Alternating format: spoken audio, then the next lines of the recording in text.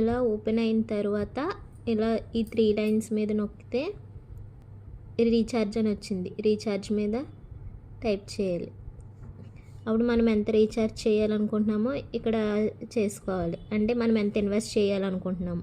నేనైతే ఇప్పుడు సపోజ్ ఒక 15,000 ఇన్వెస్ట్ చేయాలనుకుంటున్నాను. అది 15,000 టైప్ చేసి ఇక్కడ పే 1 అని ఉంది. ఈ పే 1 మీద ప్రెస్ చేసి పే చేయాలి. కన్ఫర్మేషన్ అడుగుతుంది. ఎస్. తర్వాత మనం దేని నుంచి పే చేయాలనుకుంటున్నాం. PhonePe, Google Pay or Paytm or భీమ్, దేని నుంచి అయినా సరే.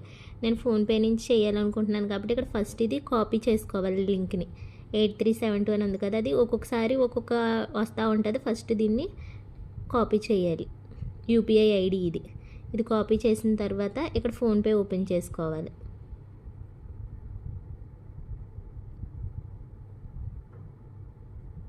ఇలా ఫోన్పే ఓపెన్ అయిన తర్వాత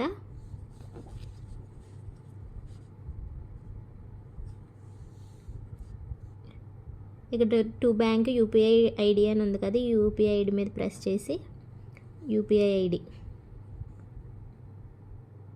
ఇక్కడ పేస్ట్ చేసుకోవాలి. మనం ఇందాక కాపీ చేసుకున్న లింక్ పేస్ట్ చేసి ఓకే చేయాలి.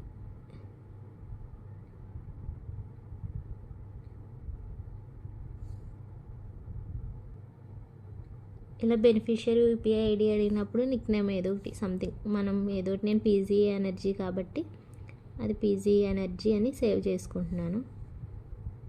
సేవ్ చేసిన తర్వాత మనం ఎంత చేయాలనుకుంటున్నాం. 15,000 కాబట్టి 15,000. Proceed to pay.